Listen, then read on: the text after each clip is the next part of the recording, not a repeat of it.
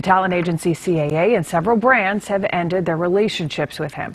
And just this past hour, after growing calls, Adidas has decided to officially drop him.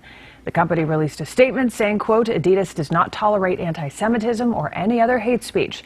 They called his recent comments unacceptable.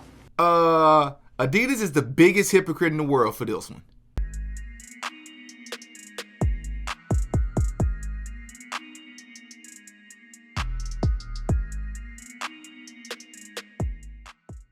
Man, welcome back to another episode of the Ruling Class Podcast. And of course, I'm your host, Didi, back up in this bitch with another video. And listen, if this is your first time here to the show, I want to say I appreciate you for being here. I hope that you decided to come back. You could have been anywhere in the world, but you decided to be here. So it really means a lot to me, sincerely, from the bottom of my heart. And for today's show, we're going to be talking about Kanye West being dropped by Adidas and why Adidas is the biggest hypocrite in the world for doing this. But before we get into the video, I got to do the YouTube stuff. I am super thirsty to grow and to drink some of this water. You can help me out by liking this video and subscribing to the channel. That's all I ask from you. Just hit that like button, hit that subscribe button if you don't mind. I'm going to give you a sec to do that to help me out.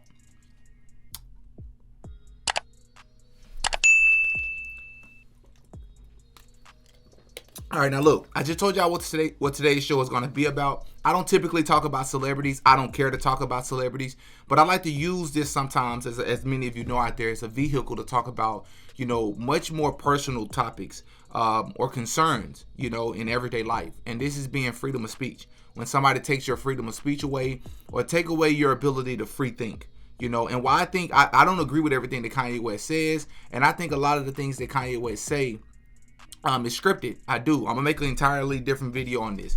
But everything I'm about to share with you is not conspiracy theory. I am not a conspiracy theorist. I know a lot of you out there who participate in groupthink like to consider people who critically think and do their own research. You like to call them conspiracy theorists. So I don't like to ascribe myself to any of those terms. Simple research will show you that the founder of Adidas was associated to the Nazis, was involved with the Nazis. Like, literally, I can't make this up. Let's go to the article. All right, let's see. Adidas has a dark history rooted in Nazi Germany's anti-Semitism. Sometimes it feels like anti-Semitism is just a cyclical pattern we can sadly expect. And now after Kanye West, now known as Ye's, comments went viral, anti-Semitism is once again taking a front seat in the media cycle. After many corporations began severing ties with Ye, sneakerheads and critics alike started wondering what Adidas would do. Okay, it goes on to say on October 25th, Adidas officially cut ties with Ye, but not before we all realized that Adidas actually does have an anti-Semitic Semitic past. As we dug into Adidas history, many of us learned that its founders were associated with the Nazi Party and in World War II Germany. So what does this mean for Ye's partnership with Adidas and for the company's future? Okay, Adidas was founded by Nazis, but that doesn't mean that it's still anti-Semitic.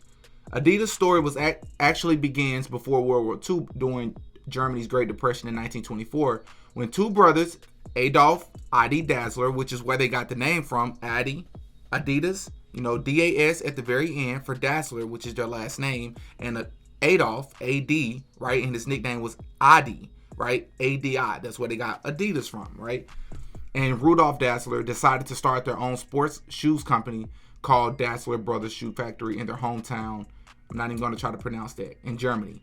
At the same time, the small town, population 3,500, was home to 112 shoemakers, right? It says the Dassler brothers were quickly successful. By 1936, just before World War II's outbreak amid the height of German anti-Semitism, America's track star Jesse Owens, who we all know, wore Dassler shoes in the Olympics, right? And there's a pictures there. There's Jesse Owens. However, Adi and Rudolph had joined the Nazi Party in 1933, and by the outbreak of World War II, they were supplying the Wehrmacht, sorry if I butchered that, the Unified Armed Forces of Nazi Germany with shoes. In 1943, they were forced to convert their factories to manufacture anti-tank weapons instead, during which time they employed the use of force. Like, now, whether you want to say that they was forced to be a part of the Nazi Germany or the Nazi Party, whether they were forced to make things for Nazi, what I'm telling you is they were a part of the party. And there's no way around that. That's like me, a person being a member of the KKK, starting a company, And then somebody who's in partnership with their company calls out the KKK years down the line, and you cut ties with them. That's just hypocritical to me. And for what it's worth, Kanye West strictly said he wasn't talking about all Jews. Can somebody hop in the comment section and let me know what I'm missing? Because somehow, for some reason, if you say anything about any Jew, it don't even have to be about them as a collective. You say something about two Jews. Hey, you two individuals just happen to be Jews. This is what you did to me and I don't like it. You are canceled. You are ridiculed. What is that about? Because of the history? That doesn't make sense to me. So you mean to tell me people can't be their own individuals? Let's just call it for what it is. We're acting like it is so far-fetched to believe that in today's world, people do not do business a lot of times with people that are in their own family, people that are within their own religion, in their own ethnicity, right? People who have similar beliefs to them. People who share the same belief system as them. That's not far-fetched. So why is it so far-fetched to believe that there is a Jew that's working with another Jew and they did something to this individual, that being Kanye, who goes by Ye now, and he spoke out against them. He said himself he's not talking about all Jews, but that didn't matter. He later apologized, and that still didn't matter. Now, again, I'm making a video about this because this is important when it comes to freedom of speech, man. Freedom of speech. It's like they're getting rid of it. And you're allowed to say some things, but you're not. You're allowed to say some things, even if it's considered negative, about some parties, but you're not about others. Because I guarantee you, if Kanye West came out and said something about the Republican Party, right, or about the KKK in this particular scenario, everything will be fine. But because he called out a member of a group that's considered protected, that's just ridiculous to me, man, where the world is today. I just don't get it. And I just thought this video was important because this is the biggest hypocrite of them all. Can somebody hop in the comments and tell me what I'm missing? Because I clearly don't get it. I don't see it. Until next time. Peace. Oh, yeah. Diddy got a podcast.